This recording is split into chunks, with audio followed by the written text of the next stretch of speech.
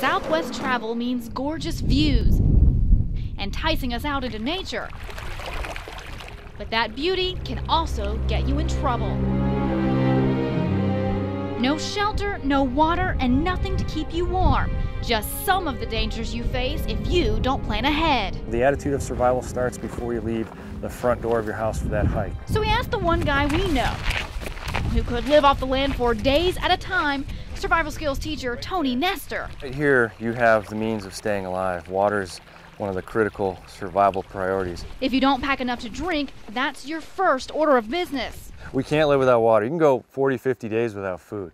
A common misconception to finding water in the desert is that you can just hack into one of these cacti and suck it dry, when in fact Tony says that won't do you much good, and a lot of these are actually toxic. But even if you find water, it's not always going to be pure. But boiling will kill it, using some iodine or chlorine tablets, or using a mechanical filter. But if you don't have it, you still got to get it in you. So you can either drink straight from the source or do what I call is an Indian well. Which means dig down another foot, about a foot away from the source.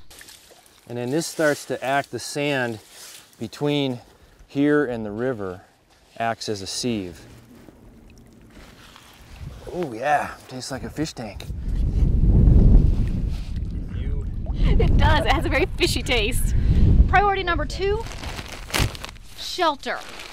If you carry one of these with you, you're already going to be ahead of the game when it comes to dealing with hypothermia and that kind of thing. A heavy-duty garbage bag will work as a vapor barrier and keep you warm on a cold night. It's better than a windbreaker, I would say. But knowing how to rig a temporary shelter is also an important survival skill. You can do that with a little rope and an old poncho. And this is a friction knot, so it'll stay in place. Tony stretches the poncho between 2 trees and grabs whatever he can find to anchor it. But this is a really universal means of getting out of the wind and sun right here. If that doesn't do the trick, consider priority number 3. Well, let's do a little fire making stuff. The hand drill method is the most primitive form of fire making. Now take a deep breath. Ooh, hurts your hands. It's not what Tony recommends. Instead, just a few simple things in your day pack could make fire starting a lot easier, like some matches, a spark rod, even cotton balls and Vaseline. And because that has Vaseline on it, that'll burn for about 5 minutes. Fire can also be used to send a signal to rescuers, which brings us to priority number 4. Tony recommends using at least 5 different ways to signal that you're stuck. One of the easiest, simply taking a pile of rocks and building an X, so those in the air know exactly where you are. In the show Lost, I mean, they were doing that on the beach, spelling out distress signals on the beach, so that was a good idea. A small mirror also comes in handy.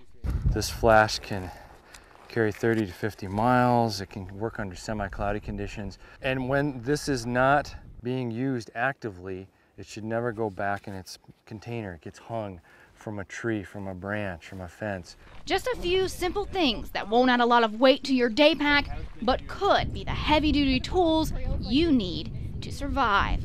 I'm Heather Klein, Channel 13 Action News.